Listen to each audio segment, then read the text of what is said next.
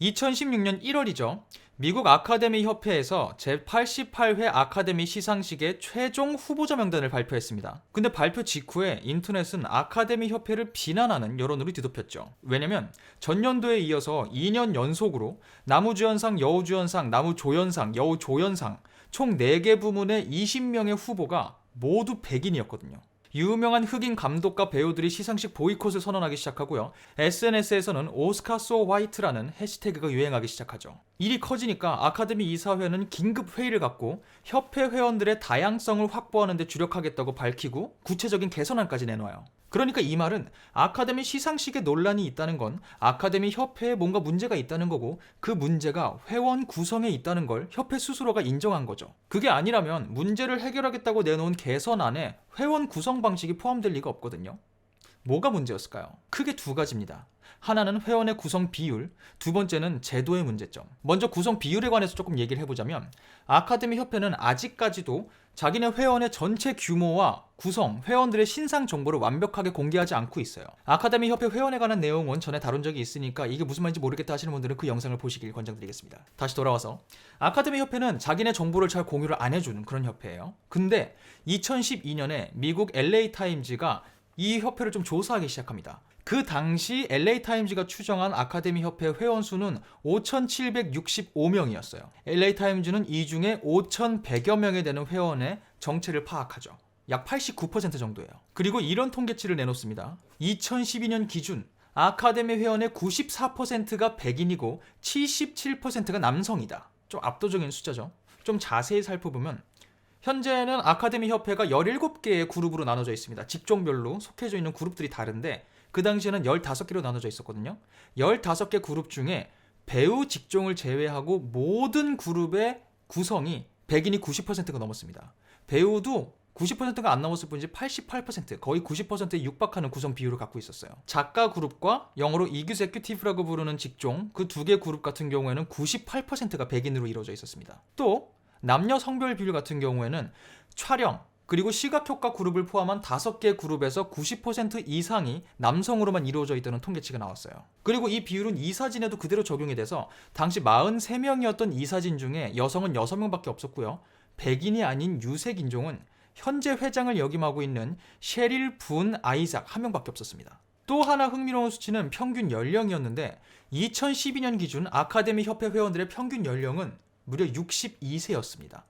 50세 미만 회원이 14%밖에 안 됐어요. 그러니까 아카데미가 평균적으로, 어떤 면에서는 절대적으로 60대 백인 남성들의 모임이라는 게 수치로 나타났죠. 꽤 오랫동안 아카데미 시상식 후보 선정에 있어서 아카데미 협회가 너무 보수적이다, 혹은 영화적 관점이나 가치를 두는 곳이 조금 편향돼 있다, 이런 평가를 받은 적이 있었는데 이 평가가 실체가 있었다는 게 수치로 나타난 겁니다.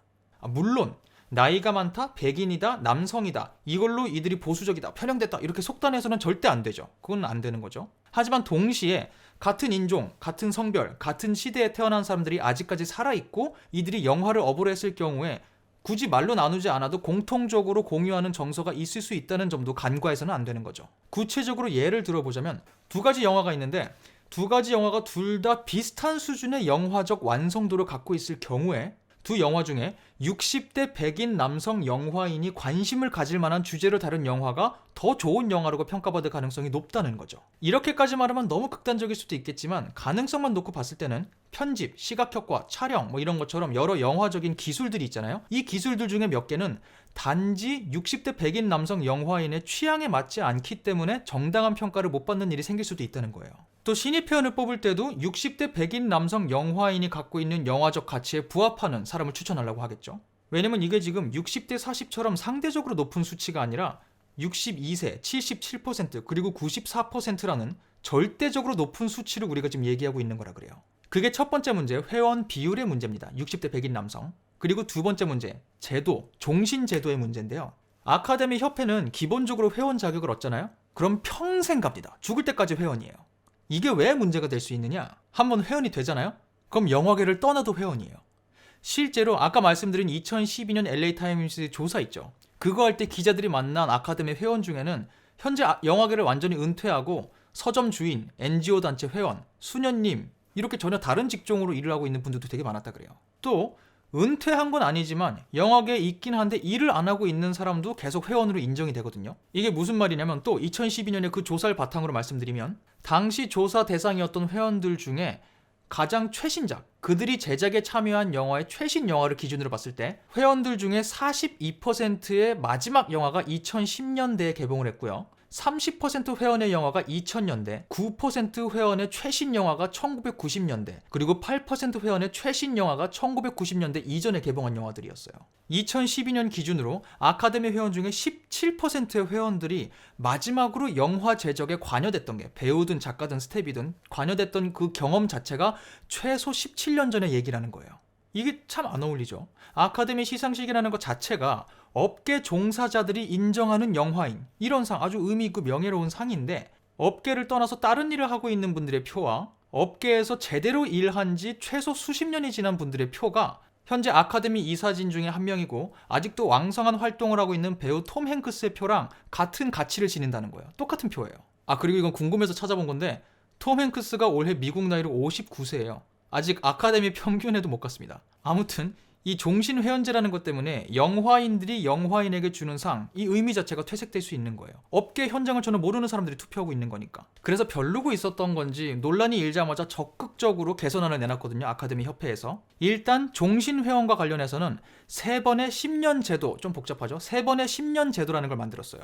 이 작동하는 원리는 뭐냐면 당장 올해 신입 가입하는 회원들은 10년 동안의 자격을 얻습니다. 10년 동안 아카데미 회원으로 인정이 돼요. 예를 들어 2016년부터 2026년까지겠죠. 그리고 그 10년 동안 현재 아카데미 회원이 될 수 있게 만들어준 그 영화 같은 수준의 영화에 더 참여해야 됩니다.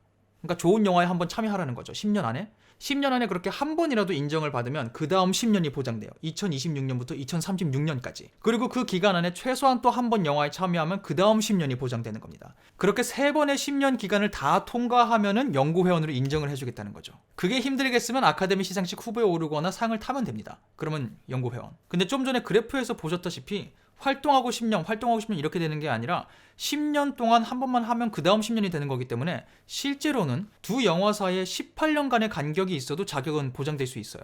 그러니까 이 제도도 완벽하진 않다는 거죠. 나중에 또 이게 문제가 될지도 모르겠습니다. 어쨌든 협회 회원이 이 10년 주기 텀에 요거를 충족을 못 시켰다. 그러면은 협회의 검토를 받고요. 이때 특별한 사유가 발견되지 않으면 이 사람은 현역 회원이 아니라 명예회원으로 자격이 바뀝니다. 명예회원은 아카데미 협회 회원의 모든 자격을 누릴 수 있어요. 시사회도 가고 영화도 볼 수 있고 상도 참여할 수 있는데 투표를 못합니다. 핵심 역할을 못하는 거죠. 이 명예회원이 다시 현역 회원이 되고 싶다. 그러면은 아까 말씀드린 것처럼 그 좋은 영화에 참여해서 인정을 다시 받으면 바로 다시 바뀝니다. 이 조건은 신입 회원들뿐만이 아니라 차차로 기존 회원들에게도 다 적용할 거라고 하니까 지금쯤 이를 찾아 헤매는 올드 회원들이 있을 수도 있겠네요.